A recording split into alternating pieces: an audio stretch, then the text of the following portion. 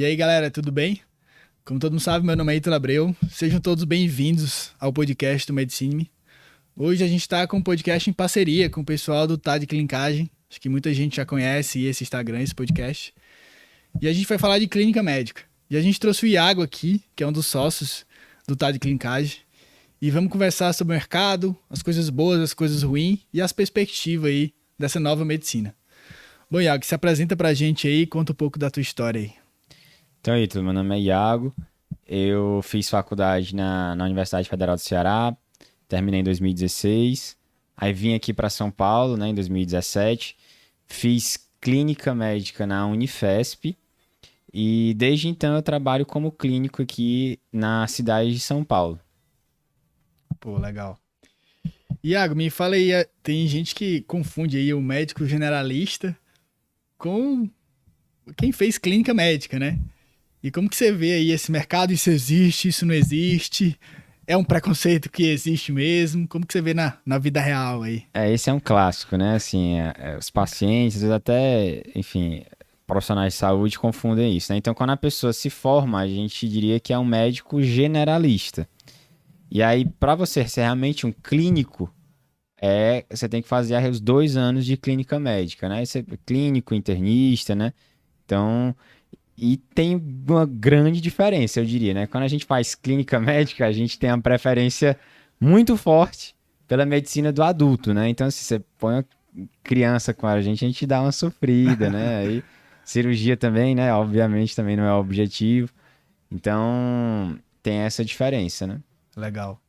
Cara, Iago, me conta aí por que que você fez clínica médica, né? O que é que te levou aí pra clínica médica aí desde da faculdade? Então, Ítalo, assim, desde assim, que a gente começa o ciclo clínico lá na faculdade, era no quarto semestre, né, semiologia, eu gostava muito de conversar com os pacientes, escolher história, examinar. Não que as outras, né, não façam isso, né? Mas na clínica isso é mais forte, né, mais presente no dia a dia.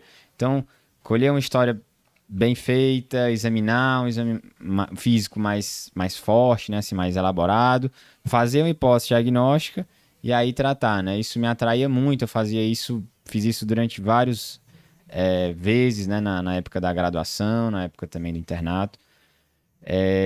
E a grande influência também, né, dos grandes nomes lá da medicina cearense, né, da clínica, o Dr. Otto, Dr. George, Dr. Tavares. Então eles eram grandes exemplos, né, assim. Para mim eu gostava muito daquilo, né, era uma coisa que me motivava muito a fazer aquilo. E só que eu queria também mudar de áreas, né? Então, na época da residência, eu quis conhecer outros hospitais, né? Então, eu vim aqui para São Paulo fazer residência aqui, né?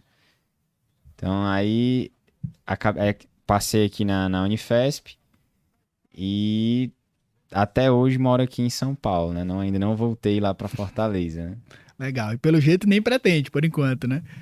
Eu casei, trouxe a esposa para cá, já ela é Já de lá. era. Então, realmente não tá muito nos planos voltar para Fortaleza no Legal. futuro próximo. Mas quem sabe um dia, né? Legal. Cara, me conta aí como é que é a residência de clínica aí, né? Num grande centro, na Unifesp. E o que é que você vê de pontos positivos e negativos? A gente sabe que não existe uma residência perfeita. Conversei isso recentemente com um amigo que fez neuro lá no HGF. E é um hospital muito grande, mas tem muitos pontos positivos e muitos pontos negativos. Me conta como que era a tua residência e os 3 pontos positivos e negativos aí que você leva hoje da residência aí. Então, quando eu fiz prova, né, para clínica médica, eu procurei focar em hospitais que fossem hospitais escola, né, assim, não fossem hospitais sem um hospital por trás, um hospital universitário, né, e que tivesse também um pronto-socorro. Então, essas são as duas coisas que eu gostaria, né. E aí a Unifesp tinha, né, então, na época, né, 2017, 2019, a Unifesp tinha um pronto-socorro porta aberta. Então, assim, era uma grande, realmente, escola, assim, chegava de tudo que você possa imaginar. Um pronto-socorro que tinha todas as especialidades que você puder pensar, porta aberta 24 horas. Então, tinha cirurgia, tinha otorrino, oftalmo, clínica, cardio, neurocirurgia, neuroclínica, tudo isso SUS 24 horas por dia. Então foi um período muito intenso, né, da vida, chegava muito paciente complexo, né, do ponto de vista clínico. Então, assim, no mesmo plantão você via neutropenia febril, anemia falciforme, cirrótico, enfim, intoxicação, sepse. Então foi muito rico, né? Então eu diria que o grande forte da residência era isso, né? Então, muito caso, você aprendia muito no pronto-socorro. Aí, entre outros, é um hospital que quando você compara com Fortaleza, né, assim, você acaba tendo muito recurso também. Por exemplo, você tinha Só que isso também era uma faca de dois gumes. Às vezes você tinha, por exemplo, até vezes a gente fazia uma ressonância sem internar o doente, que isso é uma coisa muito difícil de conseguir, uma ressonância, imagina, em Fortaleza é uma coisa difícil. Então aqui a gente conseguia fazer sem internar. Só que às vezes, que é um dos pontos negativos, eu colocaria também, faltava exames básicos, às vezes faltava uma creatinina, já teve vezes de faltar. Então, às vezes você via a melhor medicina do mundo e, às vezes, também no mesmo dia você via a pior medicina também, porque faltava isso, né? Então, esse contraste, né, entre ressonância e um exame muito básico, como a creatinina, chamava muito a atenção. Outro ponto negativo na época era que o hospital era sempre lotado, né? Isso me incomodava, né? Assim, algumas vezes você não tinha estrutura para acomodar todas as pessoas, né? Então era beleza, era um pronto-socorro de 24 horas aberto por dia, mas você não tinha leito para todo mundo, então os pacientes ficavam alocados em condições que às vezes não eram as ideais, né? Faltava exame, às vezes faltava medicamento. E eu tô falando no verbo passado, não só porque já passou, mas porque hoje, né, está aqui em outubro de 2022, então, na verdade, o pronto-socorro da Unifesp, né, do Hospital São Paulo, ele está fechado para reforma, né, então, ele fechou em maio, junho desse ano e tem previsão de abrir novamente aí no começo do ano que vem, né, no começo de 2023.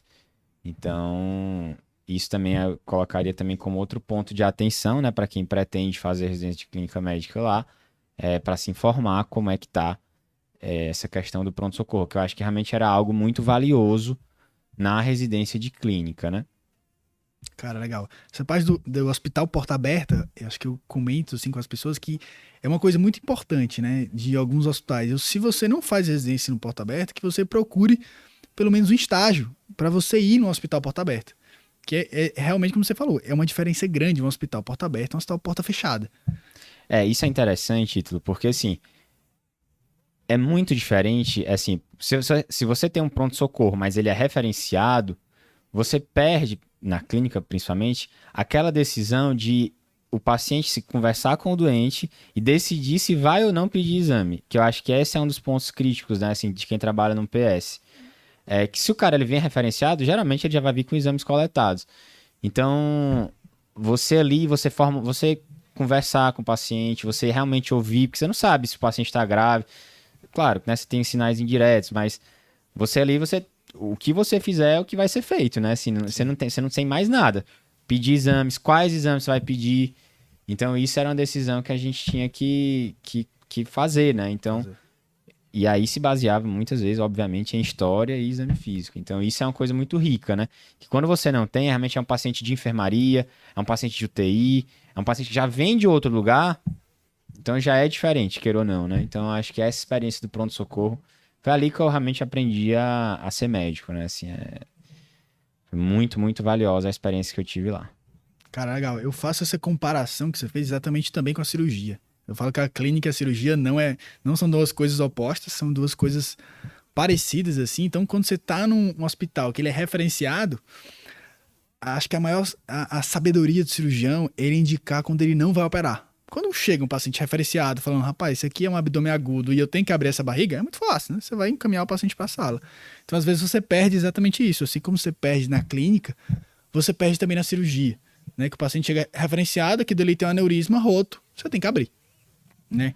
Então, acho que é meio parecido também a clínica e cirurgia em muitos pontos aí. Bom, Iago, me fala aí como que você vê aí, você falou alguns pontos positivos e negativos, a gente sabe que toda residência existe, E como que você vê o mercado da clínica hoje, né? A gente sabe que o clínico tem milhões, assim, é um campo muito aberto. E a gente fala que o subespecialista, em alguns locais, às vezes ele tem um campo bem, digamos assim, restrito. Vou te dar um exemplo. Às vezes um neurocirurgião que quer operar tumor, dificilmente esse cara vai para o interior de 5 mil habitantes. Porque não vai ter um hospital para ele operar tumor, porque não vai ter estrutura. Sim. Então, às vezes, ele vai ter que ver um pouco o mercado de lá, querendo ou não, né? Por mais coisas que você fala, não tem que ver mercado, tem que fazer o que você gosta, lógico. Mas às vezes você tem que ver isso. E como que você vê aí o mercado da clínica aí hoje? Tá saturado, não tá? Como é que você vê a perspectiva aí hoje? Você já se formou há um tempo. Muito bom, Ítalo. Como eu comentei, né, no início, minha vida médica quase inteira foi aqui em São Paulo, né? Eu trabalhei 6 meses e foi só em um lugar em Fortaleza, foi só numa UPA, na UPA lá do Conjunto Ceará. Então, a minha experiência médica ela é toda aqui em São Paulo, né? Quase toda. Aqui em São Paulo, assim, é uma cidade bem peculiar no nosso Brasil, né? Cidade de São Paulo capital. Então, aqui é uma cidade que tem muitos hospitais. Tem uma população enorme, né? Uma das maiores cidades do mundo. E é uma população muito grande. E aqui a gente tem muito hospital, tanto público quanto privado. E aqui uma coisa que eu acho muito marcante é que em muitos hospitais, às vezes para trabalhar em pronto-socorro ou para trabalhar na enfermaria, é exigido que você tenha a residência de clínica médica. Então, isso, acho que todos os hospitais que eu já trabalhei aqui em São Paulo, eles tinham essa exigência, né? Que eu trabalhei só depois, ou pelo menos tá na residência de clínica médica. Isso já é um ponto que eu não sei como é que é nos outros lugares do Brasil, né? Talvez não tenha tanta gente tantos hospitais que tenham essa exigência, né? Então aqui já tem esse limitante, o que é uma coisa que eu acho boa, né? Então você acaba garantindo pelo menos colocando um fator que pelo menos tenta aumentar o nível de qualidade do seu serviço, né? Eu acho isso interessante aqui nos principais hospitais de São Paulo. E aí você pode trabalhar tanto no pronto-socorro, na enfermaria, alguns hospitais você consegue também trabalhar em UTI, você pode trabalhar também em ambulatório. Então é realmente muito vasto. Agora com telemedicina, né? Eu trabalhei um tempo também em pronto atendimento de telemedicina. Então, é uma coisa que aqui em São Paulo tem muita opção. Outra opção, além disso que eu já comentei, trabalhar com ensino. Então, aqui em São Paulo tem muita faculdade. Então, e aí precisa também de preceptores, professores, né? Então, e principalmente, que é uma coisa que eu noto, Ítalo, falta muito esse médico para ser ali professor da semiologia, da propedêutica, da clínica médica, né? Vamos dizer assim. Então, as faculdades, elas realmente gostam desse perfil também, né? Entendi, legal. E quando você vê nessa parte de professor, que a gente vê, assim, aqui em São Paulo é comum as residências, né? Você fazer, às vezes, o mestrado e o doutorado ali dentro da residência. Então, aí se acessa mais fácil do que algumas cidades menores do Brasil. E você vê que, para esse caminho, você acha que em São Paulo isso tem diferença? A gente fala que no mercado privado, muitas vezes o doutorado ele não vai te significar tanta coisa assim, né? Às vezes depois você vê a maioria dos cirurgiões não tem doutorado, não tem mestrado. Apesar que fora do Brasil, se você for para a Europa e Estados Unidos, a maioria vão ter PhD. E no Brasil não é uma realidade. Você acha que isso tem diferença no mercado de São Paulo? No mercado em si, assim, de clínico, né? Em geral, essa parte ela vai ajudar mais na parte se o médico for se dedicar ao ensino, né? Eu trabalho no hospital vinculado ao Einstein, né? Não trabalho na parte privada, trabalho na parte pública, né? Que a sociedade, né? Beneficente gerencia. Lá eles tendem a valorizar, né? A gente tem tem umas certas vantagens em relação a isso. De forma geral, o fato de ter mestrado ou doutorado na assistência, né, de um clínico, ela importa mais na parte acadêmica mesmo, né? O próprio Einstein, ele tem vagas, enfim, quem tem interesse, né, em trabalhar no Einstein, ele, por exemplo, tem um site que você vai e ele divulga as vagas. Aí já teve vaga de preceptor do internato. Então aí tem vaga de docente, vaga de professor. Então isso geralmente vai ser um diferencial. Você vai trabalhar em alguma outra faculdade, aí você vai ter um aumento de salário, né? Se você gostar dessa área de ensino. Então você vai ensinar enfim, na universidade, numa faculdade privada de medicina. Aí você vai ter um aumento de 20, 30, 40% porque você tem um título, né? Agora, na prática mesmo, eu sigo nessa linha sua que não é uma coisa assim que na prática vai fazer tanta Tanta diferença, né? diferença, legal. Cara, e como você vê, acho que existe um receio também das pessoas de fazer clínica. Às vezes você procura as perguntas, a gente vê muito, isso aqui vale a pena? Essa subespecialidade vale a pena? Como que você vê o mercado de clínica, né? A gente sabe que a medicina mudou de forma geral, né? A gente compara que antes eram poucos médicos formados, hoje são muitos. Então, vai ter uma seleção mais daqueles médicos na maioria das áreas. A gente fala que existe vai existir futuramente um exército de reserva, como se fosse a teoria lá de Karl Marx. Como que você vê a perspectiva do mercado de clínica, assim?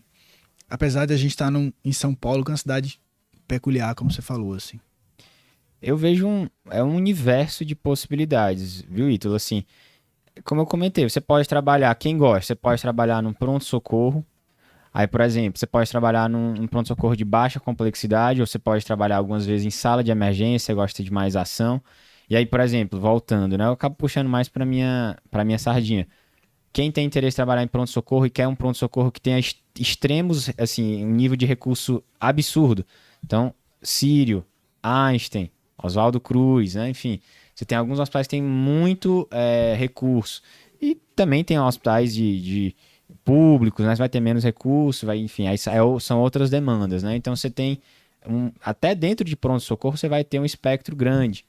Aí sala de emergência, aí você pode trabalhar passando visita em enfermaria, né? Tem todos os hospitais geralmente vai ter um clínico. Aí isso aí é uma coisa que eu acho que é universal, né? Não só na cidade de São Paulo, mas no Brasil inteiro, seja um hospital de interior, seja um hospital das capitais, vai ter uma equipe de clínica médica nesse hospital, né? Então, também dá para você fazer isso.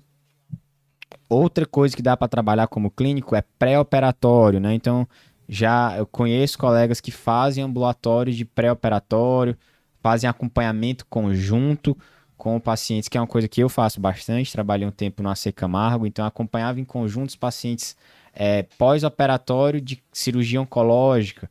Então, já é um assunto mais desafiador, né? Então, é outra área. E aí você pode também, em alguns hospitais, você pode trabalhar em UTI, e, como eu comentei, nessa parte de ensino. Então, assim, eu vejo. Tem para todo. Assim, tem. Se a pessoa gosta de enfermaria, dá para trabalhar. Pronto-socorro, UTI, ensino. Então, telemedicina também.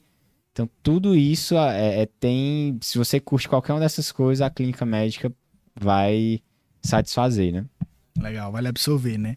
Ô, gente, lembrando que o Iago trabalha num hospital que é público, mas tem robótica, né? Ele vai comentar já isso. Outra coisa que eu quero falar é que existe também um mito que você fica, ai meu Deus, vou fazer clínica, não paga bem, né? Eu acho que isso também é um mito. E o outro mito é o clínico trabalha demais.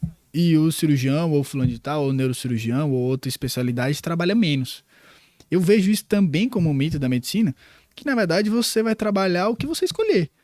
Né? Então você pode escolher, Perfeitamente. você vai ter que ter, são várias outras habilidades que você vai ter que ter, né? Então você vai ter que ter uma educação financeira, uma educação comportamental, né? Uma estabilidade na sua vida em vários, digamos, pilares aí. E você vai trabalhar basicamente centrado nesses pilares. Né? Então essa parte de trabalhar demais, ou ganhar menos, ou ganhar mais, isso a gente fala que é uma carreira feita a longo prazo, ninguém vai sair da residência e ganhar demais. Mas como que você vê essa parte de clínica? Você acha que isso é um mito? Você acha que está muito difícil? Como é que você vê aí na sua realidade de São Paulo? Tá, e comentando um pouco lá sobre o Hospital Municipal Vila Santa Catarina, né? Ele é um hospital público, majoritariamente oncológico. Tem também uma área que é uma maternidade e tem também alguns pacientes que internam pela cirurgia vascular, né? Ele é um hospital gerido pela Sociedade Brasileira Israelita Albert Einstein e o objetivo, né, como eu comentei, é fundamentalmente tratamento de câncer. E aí, realmente, então, assim, é um hospital público que tem bastante recurso, assim, a gente tem tomografia, tem ressonância e tem a cirurgia robótica, né, que foi inaugurada esse ano, se eu não estiver enganado, e se eu não estiver enganado também é o único hospital municipal do Brasil que faz cirurgia robótica, né, então, assim, Lá realmente existe uma cultura de excelência, né, dos profissionais, da gestão do hospital, para prestar o melhor atendimento a todos os pacientes que estão lá no hospital. E a gente tem essa dedicação e a gente também conta, porque também só dedicação não é suficiente, né? A gente conta também com recursos e conta com remédios, né? Que a gente presta realmente um grande trabalho à população aqui do município e da cidade de São Paulo. Então, eu sou bem, enfim, satisfeito lá, é bem gratificante o trabalho que a gente faz lá. E em relação ao que você comentou, em relação ao financeiro, né? Eu concordo com o que você comentou. Eu não acho que clínico trabalha mais que cirurgião, que neurocirurgião. Acho que é o contrário aí, em geral. Mas em relação a isso, Ítalo, acredito, assim, na verdade, em relação a qualquer profissão, principalmente dentro da medicina, é que a grande diferencial do médico é que a gente pode trabalhar 24 horas, 7 dias por semana que você tem oferta, em geral, né? Se você quiser trabalhar 24 horas, todo dia do mês, você consegue, né? A gente estava até comentando no início isso antes. A questão é que você tem outras coisas na sua vida, né? Você não é só médico, você tem a sua família, enfim, você tem esporte, viagens e por aí vai. E principalmente no clínico, a quantidade que você vai receber, né? O seu salário, vamos dizer assim, vai depender da quantidade que você trabalha. Isso aí, o desafio é você equilibrar, né? Equilibrar a quantidade de tempo que você vai trabalhar e vai receber com a quantidade de tempo de lazer, né? E por aí vai até a saúde mental, né? Que a gente vê que às vezes pessoas que trabalham demais acabam, né, abrindo mão um pouco da saúde mental.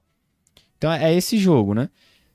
E aqui em São Paulo, eu vou te falar assim que em relação à remuneração, a minha experiência é mais com plantões, né? Você tem aí o ambulatório, o céu é o limite, né? Vamos dizer assim. E aqui é interessante que tem até a Livance, né? Que você consegue abrir um consultório sem precisar ter todo o aparato, né? Meio que o consultório por assinatura, né? Então você consegue ter essa facilidade. E aí você pode atender particular, né? Aqui em São Paulo. E em relação a entrar em enfermaria, você tem que entrar numa equipe, aí já é uma coisa que eu não tenho tanta experiência, né? Mas é outra seara, né? Aí você entra, por exemplo, no Einstein, no Sírio, um hospital particular, aí você entra na equipe particular, aí você tem também ganhos que vai variar de acordo com o que você cobra e por aí vai.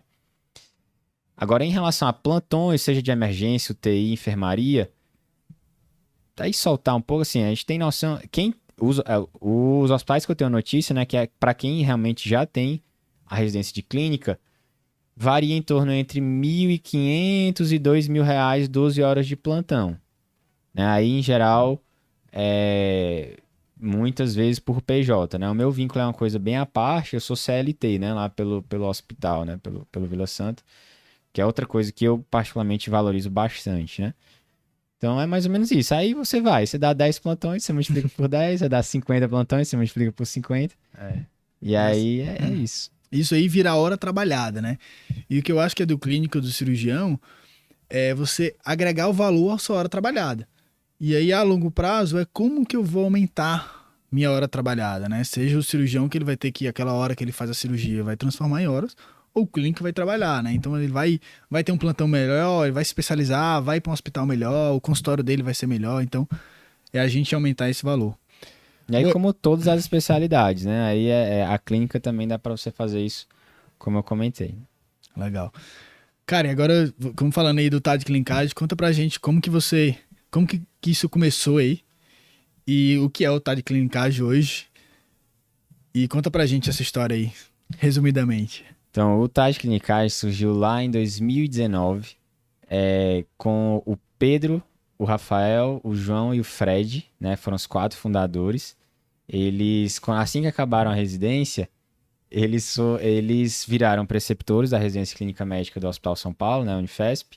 E aí eles pensaram assim, cara, é muito legal isso que a gente está fazendo aqui, mas a gente pode também tentar entregar esse conteúdo, né? Esse ensino para outras pessoas, né? E eles, na época, eles foram, de certa forma, visionários, né, vamos dizer assim, que eles queriam entregar o conteúdo assim, de forma mais didática. Isso que motivou muito eles, né? Porque o médico, a gente é muito A gente tem pouco tempo para estudar, enfim, a gente tá sempre fazendo alguma coisa, né? Até final de semana você trabalha ou estuda, enfim, você sempre tá fazendo alguma coisa relacionada à medicina. E na época eles tiveram a ideia que ainda estava bastante incipiente, né, aqui no Brasil, de fazer no formato de áudio, né, de formato podcast, né? Para quem não conhece podcast, é como se fosse uma mistura da Netflix com o rádio. Então é o rádio da Netflix, né? Então é o áudio por streaming, né? Que você vai escutar o que você quer, na hora que você quer. E aí, de lá pra cá, né? Eu entrei no final de 2019. A gente já cresceu bastante. A gente geralmente figura entre os 10 podcasts de ciência mais ouvidos do Brasil. A gente algumas vezes já ficou no top 100 de podcasts ouvidos, né, na categoria geral, no Spotify. A gente tem... Nossos episódios, em média, tem 10 mil reproduções, enfim, bem legal. Já tem um Instagram, uma página, mais de 120 mil seguidores. Twitter, se eu não estiver enganado, 5, 6 mil seguidores. E no YouTube, estamos chegando em 10 mil inscritos, né? E a proposta é essa, assim, a gente quer entregar conteúdo de clínica médica, e clínica médica se confunde um pouco com medicina, né, de forma geral, de forma leve. Então é isso que é o nosso grande foco, né? De que seja de forma leve, engraçada, bem-humorada e também sem deixar de ser baseada em evidência, né? Acho que são os nossos grandes pilares, a didática e o apreço pelas evidências, né? E ultimamente a gente já lançou alguns cursos, né? Um curso de pronto atendimento. E agora a gente lançou o Guia TDC, que a gente criou esse produto para resolver uma dor que é muito marcante depois que a pessoa termina, né, a residência, que é como essa pessoa se atualiza. Aí tem congresso, né, mas é aquela coisa meio que a pessoa vai para o congresso para viajar, né, e tal. E então a gente criou esse produto que é uma plataforma de atualização, né, em clínica médica e medicina, que seja de forma objetiva, leve e didática. E, obviamente, baseada em evidências. Então, a gente pega 3 artigos recentes, que geralmente artigo em medicina, as principais publicações são em inglês. A gente analisa esse estudo, né, esse artigo. A gente dá o contexto em que ele estava inserido e a gente comenta o que esse artigo mudou à prática médica. Então, por exemplo, a última edição era sobre a segunda droga no diabético, né? A segunda droga em diabetes. Então, a gente contextualiza um pouco por que a metformina é a principal droga. E aí, a dúvida que existe em relação à segunda droga, né, que você vai começar, quais são as opções. Então, essa é a dúvida que existe. Aí, o que o trabalho fez? Então, ele pegou 5 mil pessoas e estudou, né? Um trabalho, enfim, multicêntrico. Aí você comenta um pouco, né, de forma resumida sobre o artigo. E no fim, a gente comenta o que esse artigo mudou. São 3 artigos. A gente entrega esse conteúdo em texto e em áudio. Então, em média, 7 minutos cada artigo. Então, uns 20 a 25 minutos. Que você está indo para o plantão, você consegue ouvir esse conteúdo e se atualizar em clínica médica, né? Cara, legal. Isso a gente fala que a ciência, ela funciona assim, né? Que a gente fala que não existe muito o fast science, que a ciência é uma coisa devagar. E a maior parte que a gente escuta na ciência são ruídos, né? Assim, 80% da ciência é ruído. Então você está entregando, na verdade, tentando tirar o máximo de ruído, o máximo de vieses que a gente tem aí na ciência e entregar a medicina baseada em evidência, que a gente sabe que... A gente viu que na pandemia, né? A gente fala que a medicina foi assassinada aí, não só no Brasil, mas no mundo.